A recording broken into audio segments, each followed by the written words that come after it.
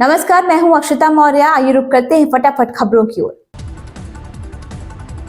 महाराष्ट्र में औरंगजेब की कब्र को लेकर तनाव जारी है, जहां आए दिन इस मामले को लेकर महायुति तथा एमवीए के दलों के बीच बयानबाजी होती रहती है। इसी बीच आज नागपुर में सीएम देवेंद्र फडणवीस ने इस मामले पर बातचीत की।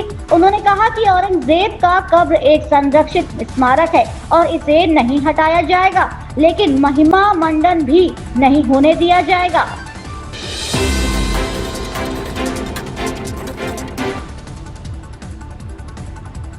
पीएम मोदी के नागपुर में आरएसएस मुख्यालय के दौरे को शिवसेना के नेता संजय राउत ने रिटायरमेंट प्लान बताया है। उन्होंने कहा कि पीएम मोदी सितंबर में रिटायरमेंट लेने की योजना बना रहे हैं। वे पिछले 10-11 साल में आरएसएस मुख्यालय नहीं गए, लेकिन अब वो यहां संघ प्रमुख मोहन भागवत को टाटा बाय बाय बोलने गए थे। वहीं महाराष्ट्र के सीएम देवेंद्र फडणवीस ने इसका जवाब दिया। उन्होंने कहा कि पीएम मोदी को उत्तराधिकारी की जरूरत नहीं है, वे कई वर्षों तक देश का नेतृत्व करते रहेंगे।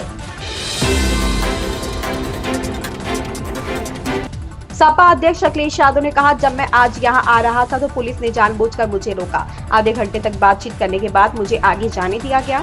जब मैंने जानना चाहा कि ऐसा क्यों किया जा रहा है तो किसी भी अधिकारी के पास कोई जवाब नहीं था। मुझे इससे क्या समझना चाहिए? क्या ऐसा दबाव इसलिए बनाया जा रहा है ताकि हम दूसरे लोगों के समारोह में शामिल ना हो? भाजपा इस देश को संविधान के अनुसार नहीं चला रही है। बहुत बहुत मुबारकबाद। ईद के त्योहार की बहुत बहुत मुबारकबाद। आज आपके माध्यम से पूरे प्रदेश, देश और दुनिया के सभी लोगों को बहुत बहुत आज मैं मुबारकबाद देना चाहता हूँ। ईद का त्योहार हम सब खुशी से मनाते हैं, एक दूसरे से गले मिलकर सिमैयाँ खा कर के, और उम्मीद करते हैं कि जिस तरीके से हम सब गले मिलकर के एक दूसरे का सम्मान करते हैं, एक दूसरे से कैसे हमारे बीच मोहब्बत बढ़े, प्यार बढ़े, लगाव बढ़े, और यही हमारे देश की खूबसूरती है।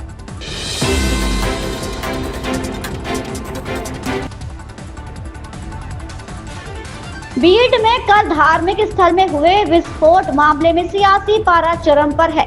विपक्षी पार्टियां लगातार महाराष्ट्र सरकार पर हमलावर हो रही हैं। इसी बीच समाजवादी पार्टी के नेता अबू आजमी ने इस विस्फोट को लेकर राज्यसभा पर आरोप लगाया कि मुख्यमंत्री और मंत्रियों के बयानबाजी के चलते नफरत लगातार बढ़ रही है। साथ ही उन्होंने इस मामले में कार्रवाई की मांग भी की है।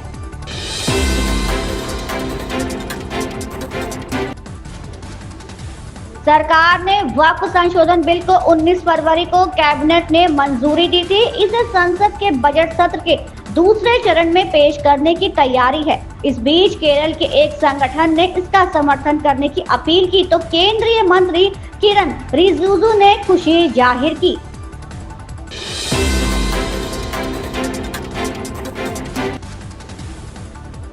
लोकसभा में विपक्ष और कांग्रेस के नेता राहुल गांधी ने पीएम मोदी को पत्र लिखकर केरल, गुजरात, अंडमान निकोबार द्वीप के तट पर अपतटीय खनन की अनुमति देने वाली निविदा को रद्द करने की मांग की है। उन्होंने लिखा कि समुद्री जीवन के लिए खनन के दुष्प्रभाव के आकलन के बिना अपतटीय खनन शुरू करना चिंताजनक है।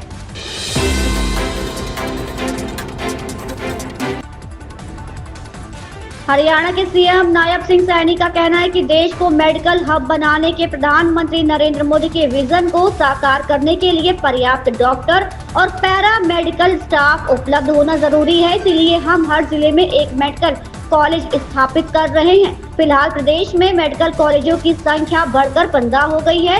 इनमें से 9 मेडिकल कॉलेज हमारे पीएम मोदी के पिछले 10 साल के कार्यकाल में खोले गए हैं और 9 निर्माणाधीन हैं। हाल ही में मैंने साल 2025-26 का बजट पेश किया है, जिसमें हमने स्वास्थ्य क्षेत्र का बजट 9,931 करोड़ से बढ़ाकर 10,159 करोड़ कर दिया है।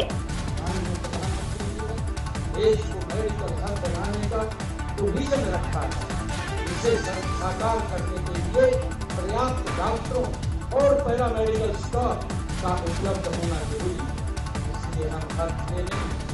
मेडिकल कॉलेज स्थापित कर रहे हैं।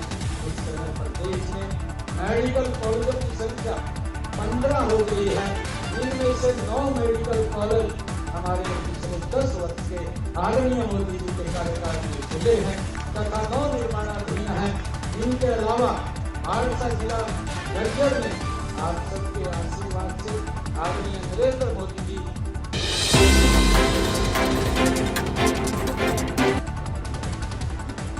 IFS अधिकारी निधि तिवारी को प्रधानमंत्री नरेंद्र मोदी का निजी सचिव नियुक्त किया गया है। 2014 बैच की भारतीय विदेश सेवा अधिकारी वर्तमान में प्रधानमंत्री कार्यालय में उप सचिव के रूप में कार्यरत हैं।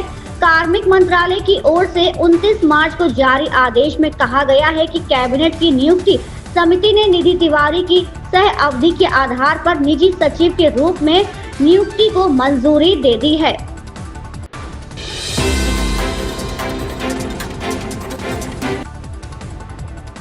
उत्तर प्रदेश के बाद अब देश की राजधानी दिल्ली में भी दुकानों के बाहर नेम प्लेट लगाने पर सियासत तेज हो गई है। भाजपा विधायक तरविंदर सिंह मारवाह ने दिल्ली की मुख्यमंत्री रेखा गुप्ता को पत्र लिखा। पत्र में आग्रह किया है कि दुकानदार नवरात्रि और ईद के दौरान अपनी दुकानों के बाहर नेम प्लेट लगाएं। सरकार से इसके लिए गाइडलाइन जारी करने की मांग की गई है।